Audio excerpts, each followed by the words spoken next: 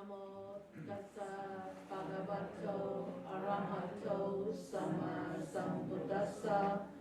Namo tassa bhagavato arahato sama sambuddhassa. Namo tassa bhagavato arahato sama sambuddhassa. Good. So, we stopped last week. We actually started with the two teachers. So the two teachers, the first teacher, it is on page 57 if you want to know where I am talking about. So the second paragraph, that's Alara Kalama, my teacher, placed me his pupil on an equal footing. So Alara Kalama was the first teacher that actually the Buddha before enlightenment, or you can call Gautama. Gautama, before his enlightenment, he actually seek teachings from two of these great teachers. And the first one was Alara Kalama.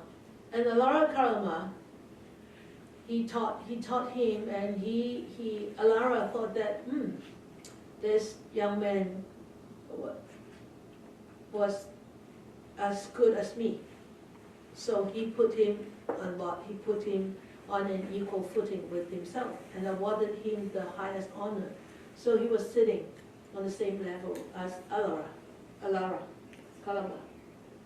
But Gautama, before his enlightenment, he thought, this Dharma, that means the teachings that Alara taught him, he said does not lead to disenchantment, dispassion, to cessation, to peace, to direct knowledge, to enlightenment, let alone to nibbana.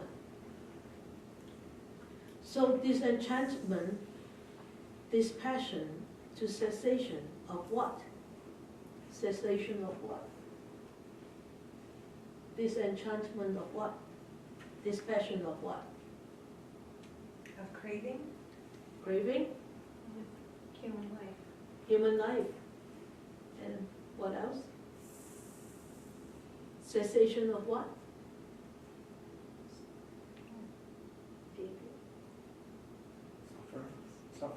Sufferings. Cessations of dukkha, sufferings. And because of this disenchantment, this passion to cessation of sufferings, then eventually it will lead to peace, to direct knowledge, to enlightenment, to nibbana. So whatever Alara Kalama actually taught Gautama, the Dharma that it gave never reached these kind of goals. So what did Gautama think? Because it doesn't lead to nibbana, final total liberation.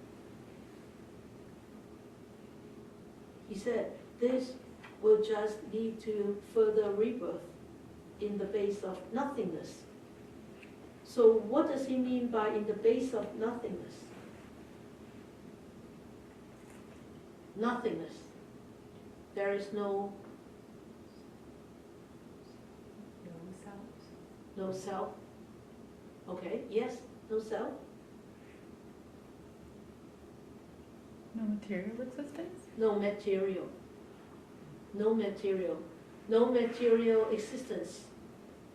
So no material existence, that means no this physical body. But yet, why would it still go into rebirth? Only to the rebirth in the base of nothingness. When somebody attains that level of nothingness, one will be reborn in where? In the immaterial realms. Immaterial realms. Immaterial realms, that means they have a very nice place to stay, right? Enjoying what? Sensual pleasures. So the God realms?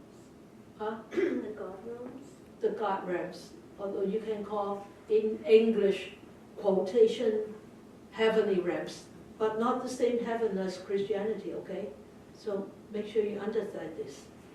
So you can call divas, you can call them divas, you can call them heavenly realms or immaterial realms. Okay, nothingness, that means there is no material existence anymore. So it becomes immaterial. So the Aura definitely taught a very deep meditation technique to the Gautama. Okay, so he attained that very deep state of mindfulness, deep state of focus, deep state of jhana. But he realized even though this deep state of jhana will not bring total liberation from samsara.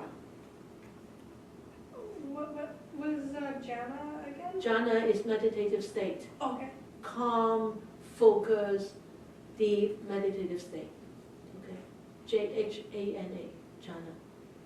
So he said, no, I can't do this. This is not my goal.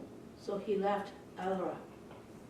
So the second teacher that he sought was Uddaka Ramaputta. Okay, Uddaka Ramaputta, you may have heard of Rama.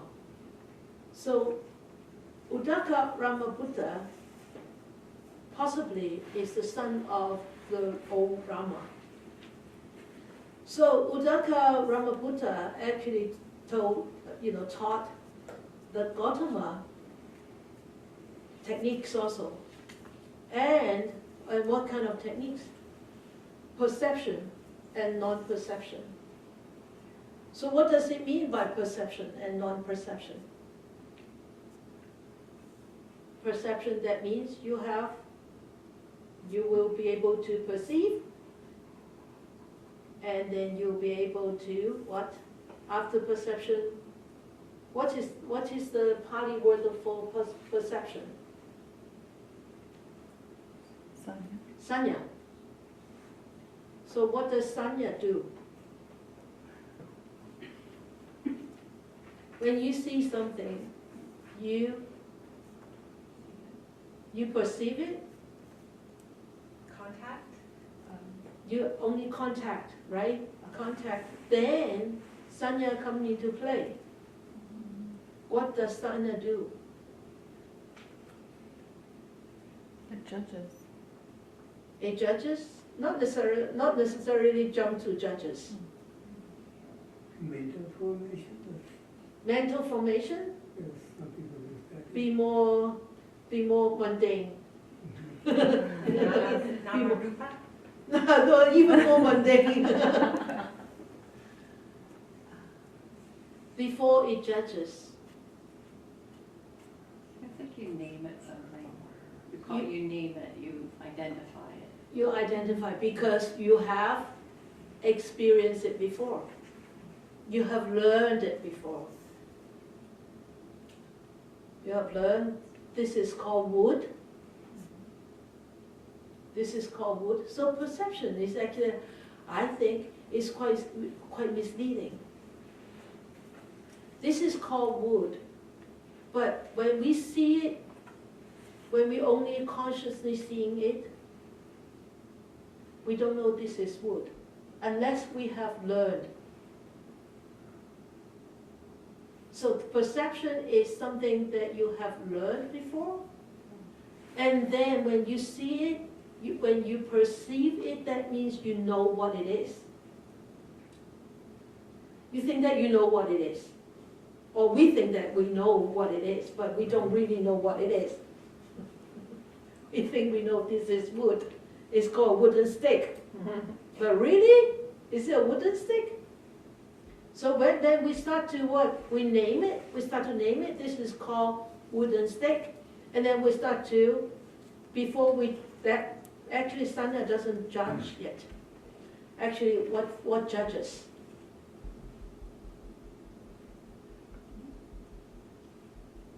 Sankhara. Sankhara start to judge and prefer or not prefer and react. But it's a fine line. It's a very, very fine line between all these faculties, these four mental faculties, okay?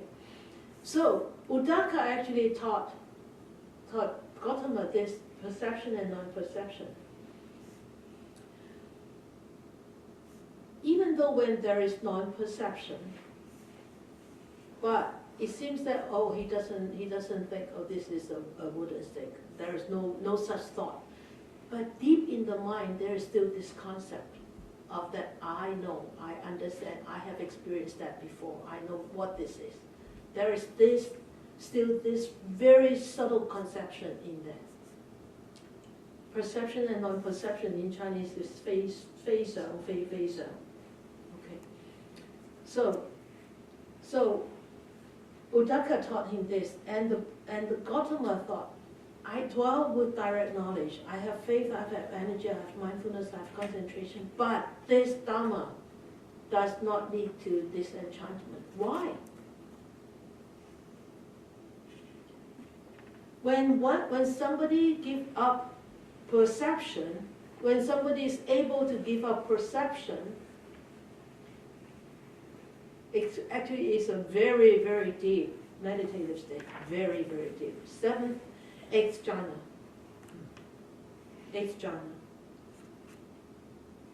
But still, it's not sufficient enough to be totally liberated from suffering. Why? Because there is still in that mindset, there is still conception. There's still some concepts of perception in there. And there are still what? If there is some concept still in there, that means the mind is not totally liberated. The mind is not totally, completely free of all perceptions. It's very difficult to comprehend. So just know it, okay? Just know it. Just know this is what the teacher taught him. Don't try to understand it, because it's really, you cannot understand this. You need to experience this. Okay? So the Buddhist, the Gautama thought, no, I can't. This is not going to liberate. I'm not going to be able to liberate. And this will only lead to rebirth. So he left. He left Brahma. But I want to, okay, and then we'll finish talking about this first. And then he left and he found a place near the river. And that's why it's 17, passage 17. And he arrived at this river and he saw an agreeable piece of ground, a delightful grove with a clear flowing river with pleasant smooth banks and nearby a village for alms resort. You think this, hey, the story that I heard about the Buddha is very different from this passage, isn't it? You heard about the Buddha went into 6 years of ascetic life, and then what? And then went to the river, and somebody offered him a bowl of porridge, and then he took a bath, and then he sat down. He said, I'm not going to leave this place until I'm liberated, right? So it's very strange. This passage is in here. So Bhikkhu Bodhi thought there may be a jumbling in these passages in the Nikaya. So that's why I think it's here, and especially when he talks about after this the second chapter is the realization of the three true knowledges. So he thinks that there is a jumbling of these passages around here. So it doesn't really matter. But when he arrived to the river, he found a place, and he actually meditated, and then monks being myself subject to birth, having understood page 59, the danger of what is subject to birth, we studied that last week, and then he says, seeking the unborn supreme security from bondage, nibbana, I attain the unborn supreme security from bondage, nibbana. Being myself subject to aging, but yet I attain this unaging supreme security from bondage, and so forth. Birth, aging, right, and death. So he actually mentioned these few in sequence. So at the end, he said, I attained the deathless supreme security from bondage, nibbana. Even though he himself, being subject to sorrow, having understood the danger in what is subject to sorrow, seeking the sorrowless supreme security from bondage. So lamentation, sorrow, aging, death, all those, he totally became liberated from all these. So eventually he said at the end of this paragraph, he said, my liberation is unshakable. Yes? I'm not sure if it says anywhere, but I don't know, like, when Buddha was underneath the tree in the meditation spot for a long time, if he questioned if he would pass away from not eating or just being there and days going by and stuff. Even though if he had thought about that, that thought did not disturb him. Oh, okay, yeah. Okay? Because otherwise we wouldn't be able to hear his teachings right now. Of course, yeah. Right? Yeah. So he said, my liberation is unshakable. Why is his liberation unshakable? Because once he's realized the truth, that you can't unrealize it. Exactly. So like we experience something, not by listening, not by just seeing, but we experience something. For example, I tell you, oh, bitter squash is very bitter.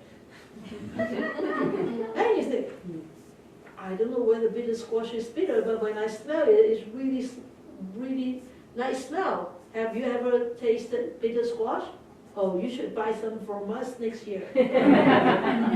It's a Chinese squash, but it's very bitter. So unless you experience that bitterness in that bitter squash, you only know bitter squash is bitter by hearsay, right? So when you experience that bitterness, you say, oh no, that bitterness is unshakable. Because I experienced that, right? Nobody can shake it off unless you like that bitterness. I like that bitterness. I love bitter squash because of the bitterness. All right? So that my preference to the bitter squash is also unshakable because I experienced that and I like that experience. Okay? So he said my liberation is unshakable because he already experienced that liberation right there. And nothing can actually, stop him from being liberated anymore. And also, why it is unshakable? Because he had that total cessation of dukkha sufferings. No more sorrow, no more lamentation. And even though this material body will grow old, will die, it will not bring forth sorrow, lamentation, anger, ill will, or grief. Like the first chapter that we studied, the big mountains, remember? Right? So he said, my liberation is unshakable. And what? And what else did he say? This is my last birth. So that's why Gautama Buddha is completely disappeared from us. We can't see him anymore. So the next Buddha is some other Buddha, Buddha Maitreya. 52 billion years, eons to come. All right? He said, so this is my last birth. Why would he say this is my last birth? Because he doesn't have anything to what? To reincarnate with. So why are we going in cycles, coming the death, rebirth, death and rebirth because samsara? Why are we going in cycles? in circles all the time, because we are not totally eradicated from all these defilements, all these afflictions, all these cravings, all these deep hidden sankhara, right? So that's why even with the tiny drop of karma still there, we will still have rebirth. It's so optimistic, isn't it? So we definitely will see each other one more lifetime. And then he said, now there's no more renewed existence, right? So I talk about that. So now I want all of us to do some reflections. This was supposed to be done last week. So, okay. Are we aware about the truth pertaining to our own existence? So I always talk about the truth pertaining to our own existence, the truth behind. So what is the truth pertaining to our existence? Governing force. Student, good student. Karma and permanence. Karma, yeah. I was going to say impermanence too. Impermanence, okay. And then student. Interaction. Dependent origination, that means conditioned, right? Our existence is conditioned. Impermanence, conditioned, that means, because this is conditioned, that means sunnata, right? So, are we aware about the truth? Are we really aware about these truths all the time? Not at all. Really, right? I think it's better to put it is, do we keep constantly forgetting about this? Right? I think that's a better question, isn't it? We constantly forget about the truth. Yeah? Okay, good. So are we as diligent as the Buddha would want us to be? Say louder. No.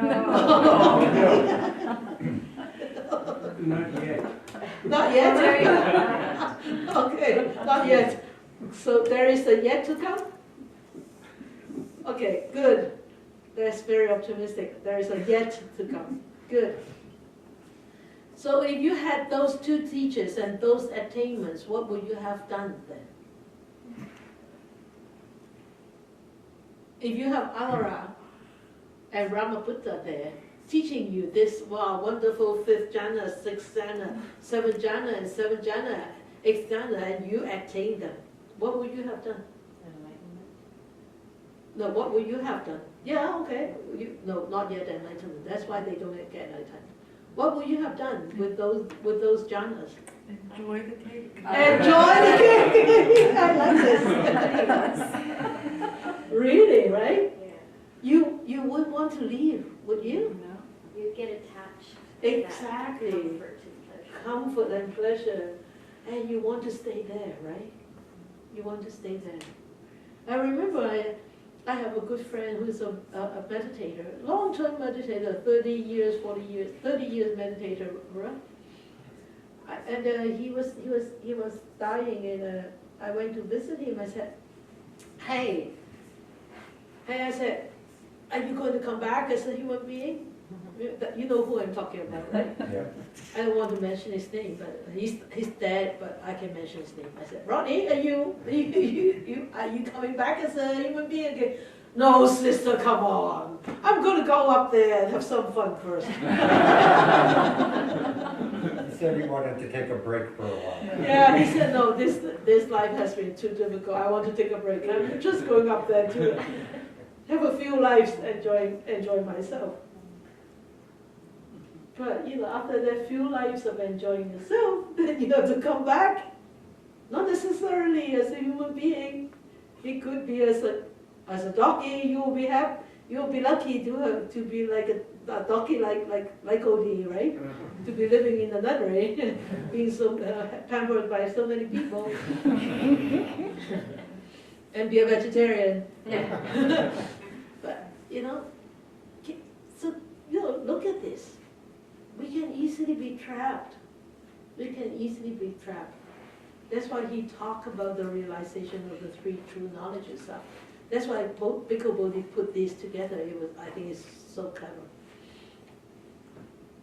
And will you be so satisfied with the achievement, or will you continue to pursue like the Buddha? No, right? Big no. Just enjoy the cake first. For a little while. Yes? Does it say anywhere where when you pass away, you get to choose, or anything just happens and then you have to kind of go in the flow? You get to choose if you're mindful enough. Oh, okay. That seems odd. What? Odd? Why odd? Oh, I just never had that concept in my head. I just thought something would just happen and it would be decided. Oh, we are preparing ourselves every moment. Oh. That's why every moment is so precious, because we are preparing ourselves every moment to prepare to say hi to death and to say goodbye to life, because anytime it could happen. Mm-hmm. So when it happens, if we do not have this awareness, then we don't get a chance to choose. Yeah. But when we are mindful, then we know we will be able to choose. I'm not going down there, that is darkness. I'm going up there, I'm going to go there, that's brightness there. And then in case somebody, one of you die and you see me right in front of you, don't follow me. Because I could be a manifestation of Mara. Who knows? So there's, just a minute, that's why in the Chan practice, the Chinese Chan practice, the Zen practice, is that when you see a Buddha coming, kill the Buddha. Yeah. When you see a Mara, kill the Mara. Kill anybody. Tear it out, yeah. Yeah, tear them out. Come back to here. Always in your own mind. Always in that mindfulness. Always in that clarity. Is that a question you're going to ask? No, it was actually, so with Dana, we've talked a little bit, and I'm just wondering if this is a good way to think of things, because it was brought up. I think of my next life, I'm crafting a seed now, and I'm always thinking of what to put into that seed for the next life for it to grow and be strong. You don't have to think about next life, but all you have to be... Well, I don't think next life, but seed. I keep thinking seed. At this present moment, yes. Yes. Remember,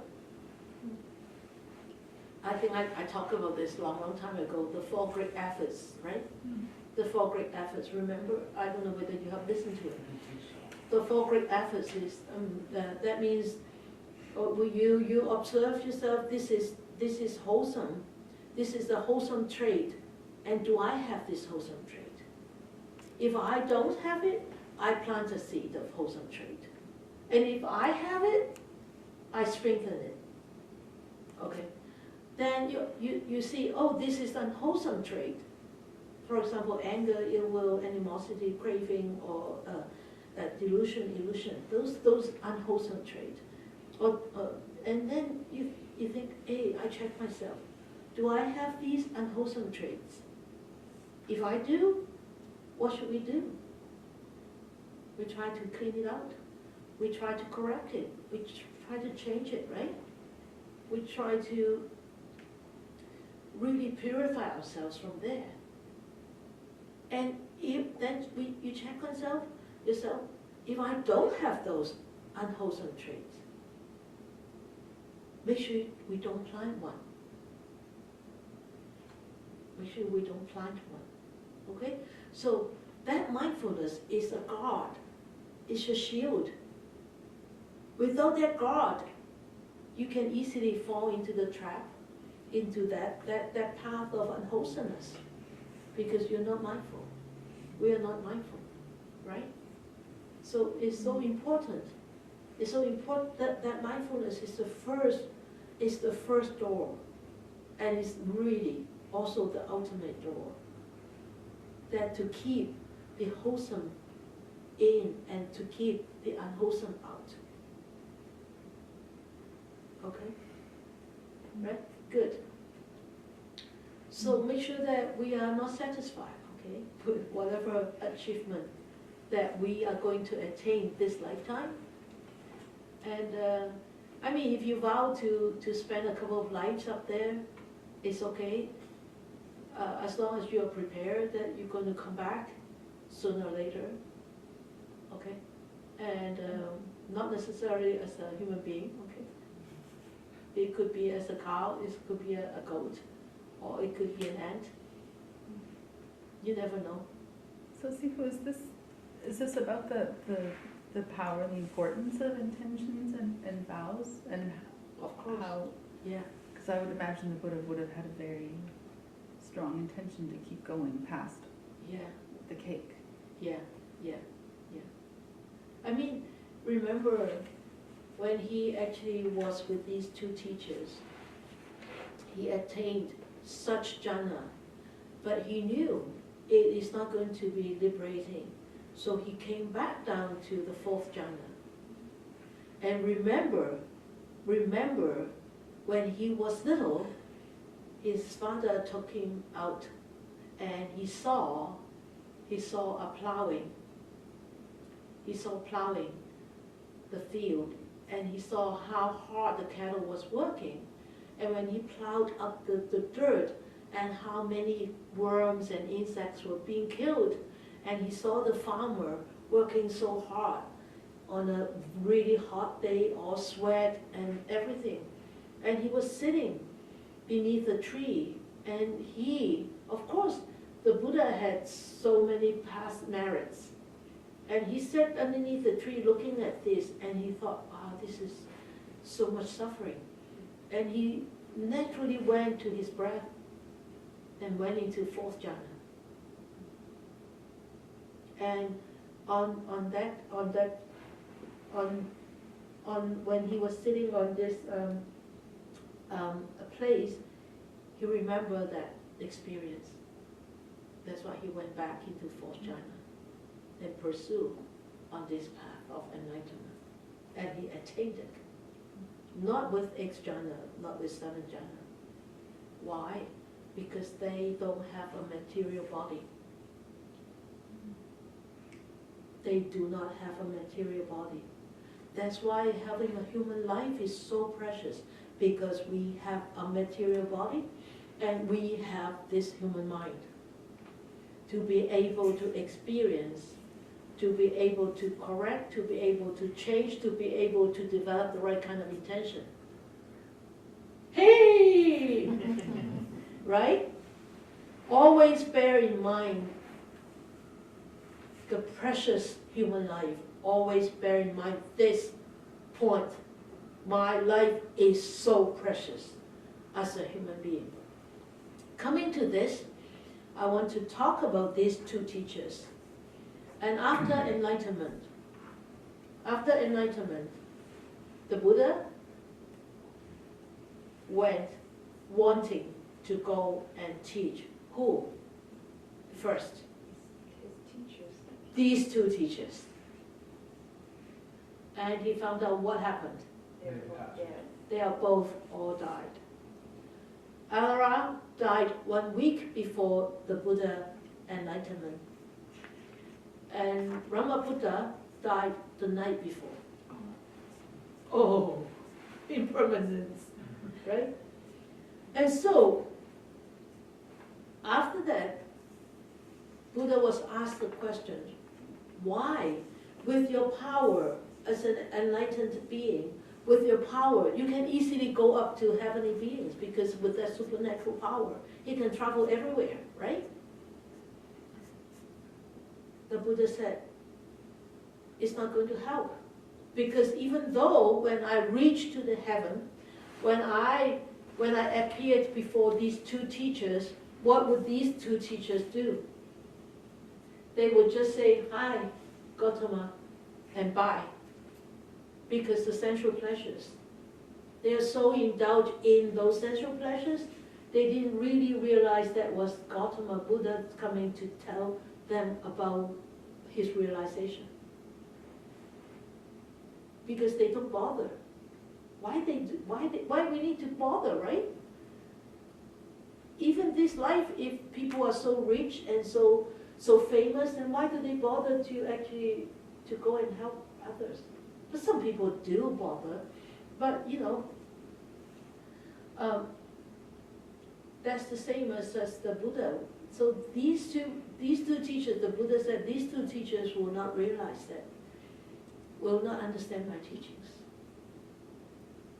Because they are up there, they don't have this human mind, they don't have this human body. So that's why we as human beings have this human life is so precious. Cherish it every moment. Okay? Alright? Do we fully understand and see the danger?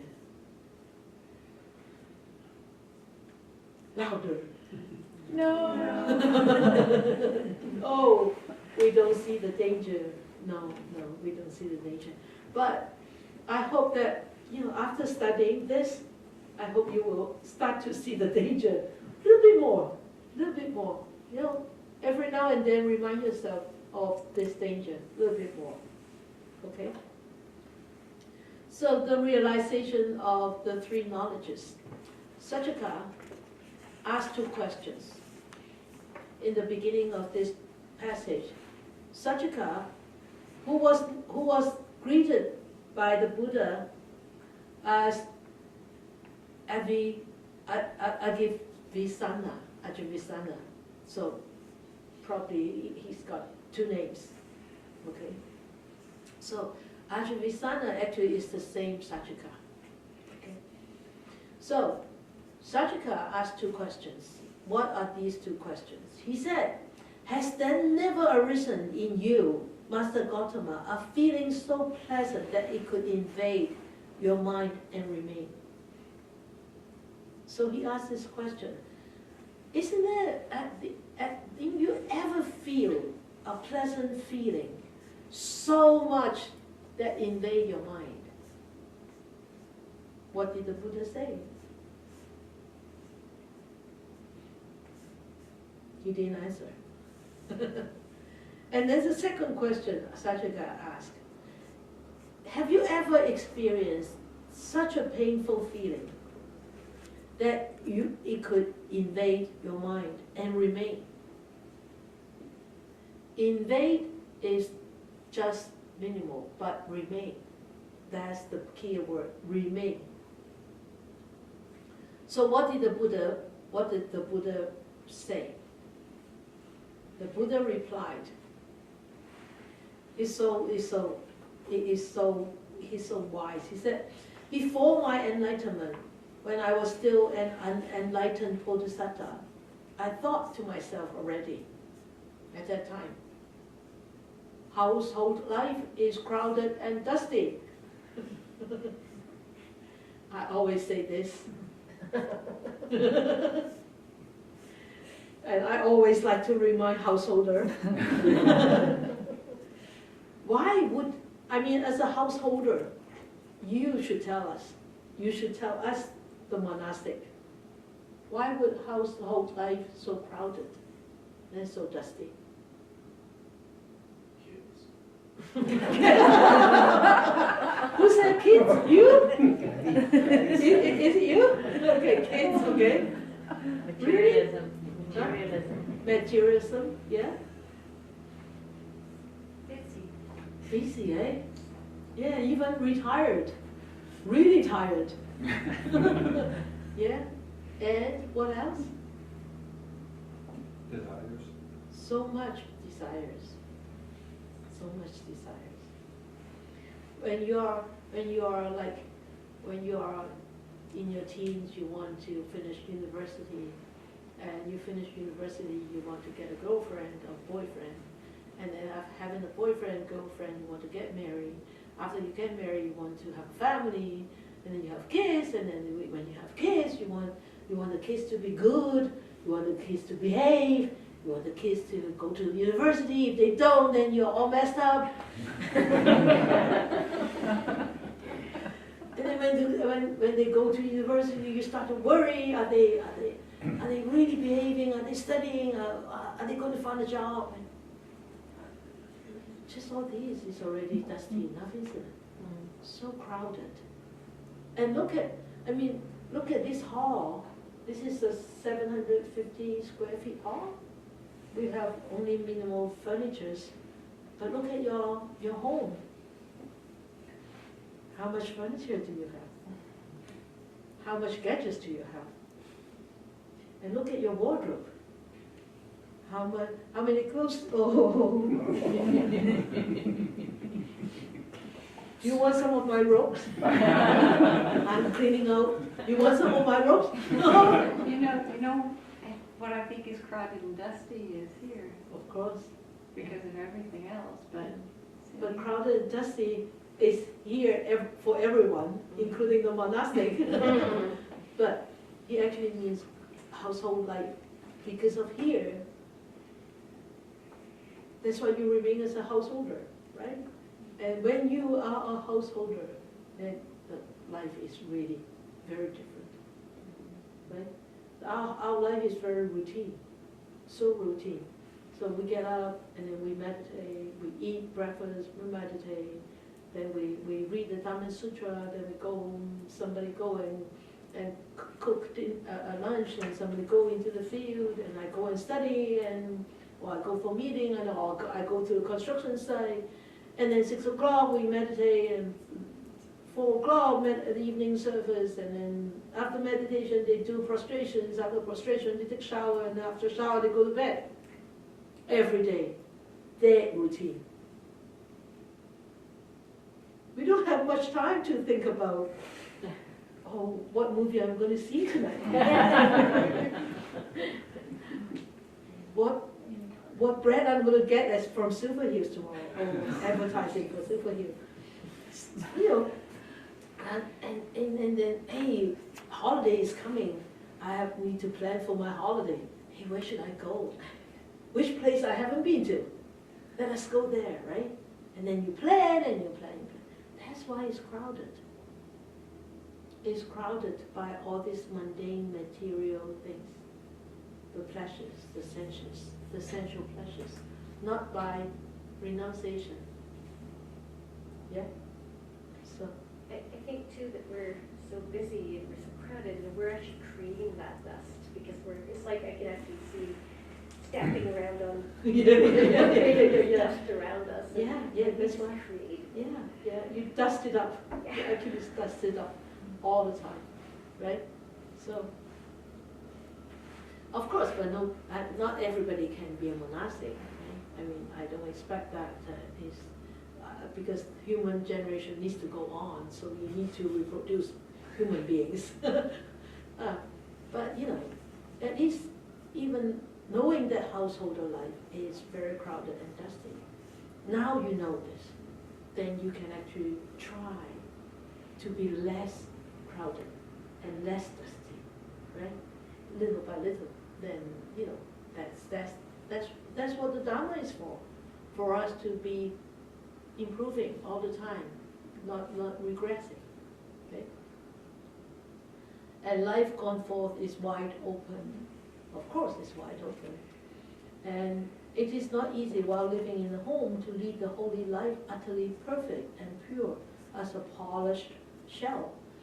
I could easily share an experience with you because I travel so much.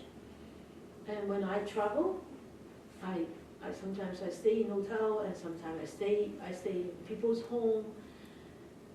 And good thing that in Hong Kong I have a transitory home to stay in. But even that, when I'm traveling, that life could become so crowded and so dusty because I lose my routine easily, and I could easily understand how your life is, because I was a whole householder before, so I understand. But even now, as a monastic, when I travel to go elsewhere, my life is evenly crowded and dusty as yours, because even though I was performing Dharma duties, but still, the loss of routine, and sometimes the crazy schedule could easily be so overwhelming. Yeah. And then he said, suppose I shave off my hair and beard, put on, suppose, and go forth from home life into homelessness. And suppose, but he says suppose, but he did shave off, right? And then he went on, he said, while still very young, this will serve for striving. That was page 60. And I sat down there thinking, this will serve for striving. So that this will serve for striving is actually the same as passage 17. He sat down there thinking, this will serve for striving. That means he, what? That means he scrupulously pursue the practice, right? This will serve for striving. That means I shave off my hair and beard, put on an ochre robe, yellow color robe, and go forth from a home life into a homelessness. So this homelessness doesn't mean that we don't have a home. Just a minute. Doesn't mean that we don't have a home, but it's just that it means that this home is transitory. I mean, this is my home, but this is really not my home. This is only home, but not mine. It's everybody's home. It's theirs home. It's theirs home. It's all sentient beings' home. But I'm temporarily residing here. Who knows where I will be later, right?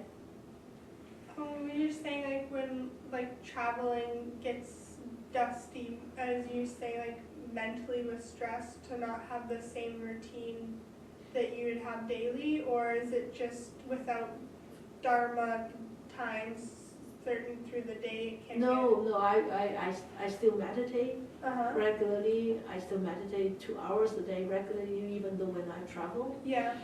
But it's just that the schedule is so crazy that sometimes the mind is so stressed. Oh, that it just goes off, you're It's saying? just, yeah, Oh. yeah. It becomes very tiring and sometimes, very mindless, without mindfulness, So that's why it's dusty, Mm-hmm. okay? It might not necessarily be crowded, but it's dusty. Right, okay. Yeah, okay.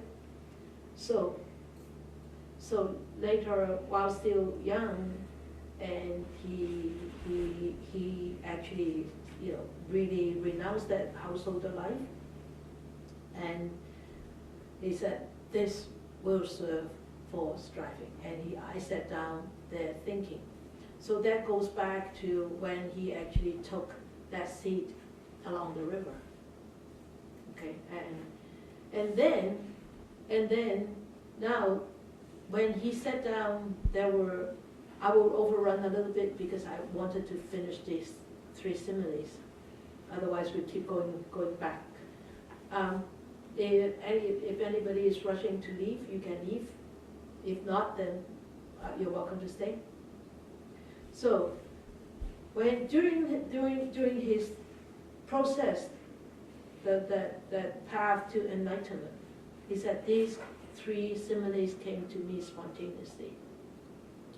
So the first simile was, he said, a wet, sappy piece of wood lying in water. He asked Sachika, what happens if there is a wet, sappy piece of wood lying in water, and a man comes with an upper fire stick, thinking, I'm going to rub it until it lights a fire, and I will produce heat and keep me warm. So he asked Sachika, so what do you think? Ajavisana, what do you think? Could the man light a fire?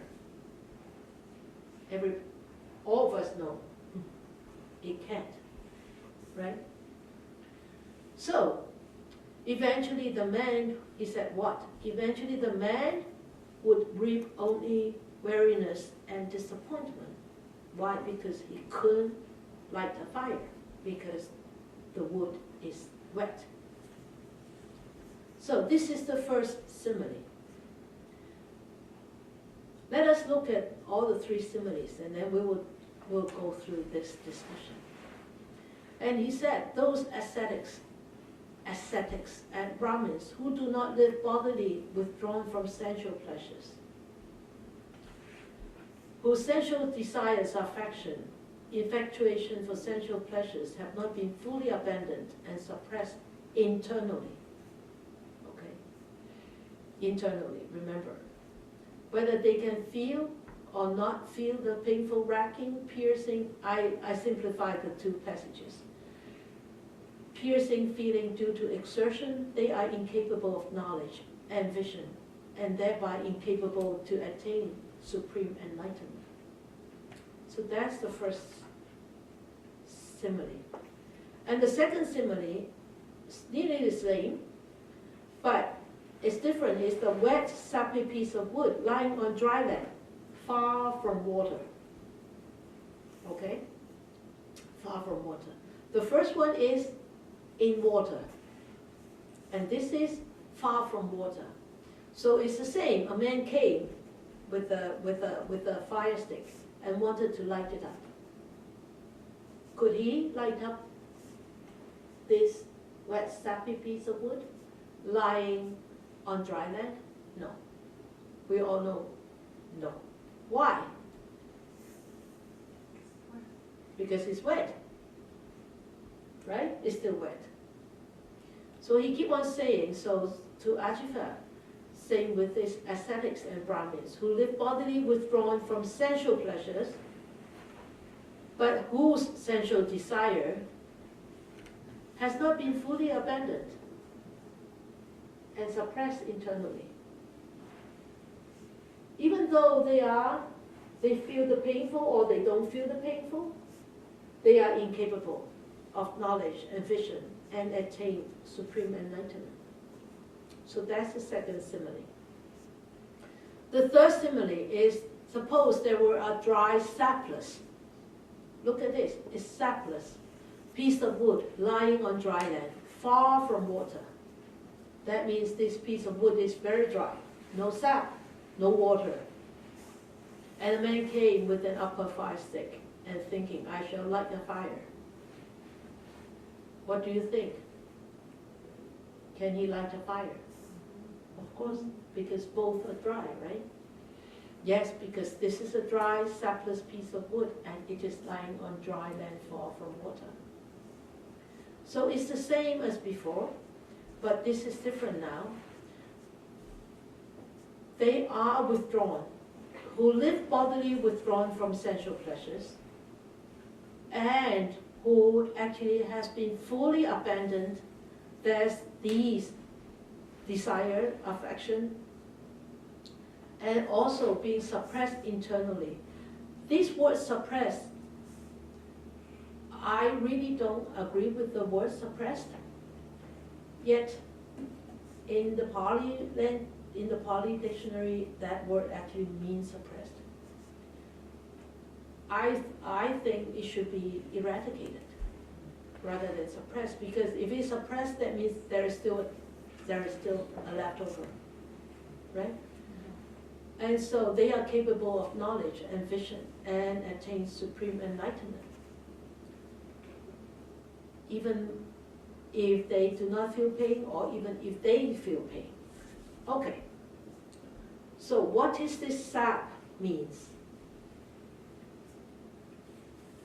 What is this sap, wet sap piece of wood mean?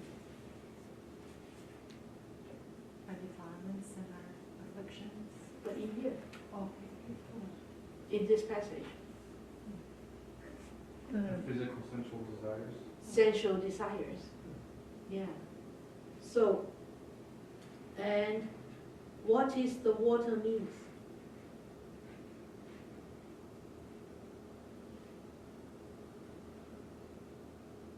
Maybe that's the environment that you're in. Okay. What else? Well, it's like the difference between being a monastic and a layperson, where like you're renounced. Yeah, you don't dip yourself in the water at all. So you are away from this sensual world. So, and this, he actually, the sensual desires are the sap. And the water, away from the water, away from those worlds of sensual desires. And the sap itself belongs to the wood. The water is the external one. So those craving, the craving for those sensual desires, the greed,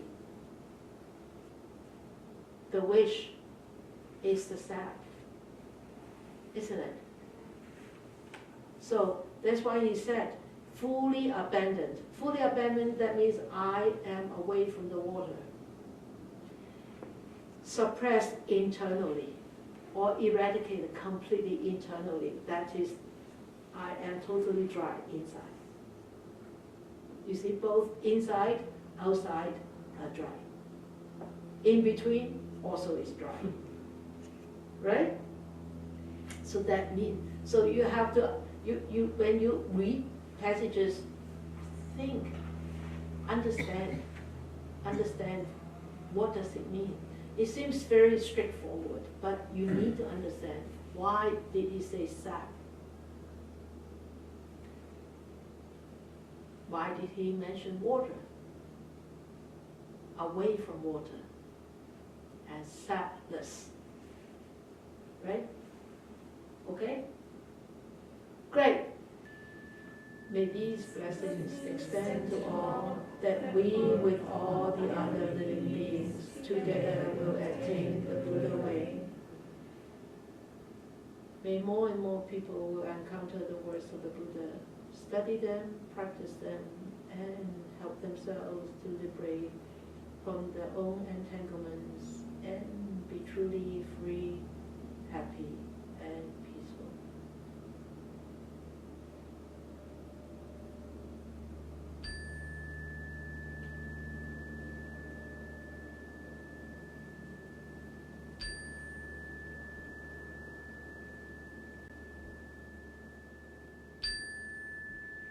Okay, you all have a good week. See you next week.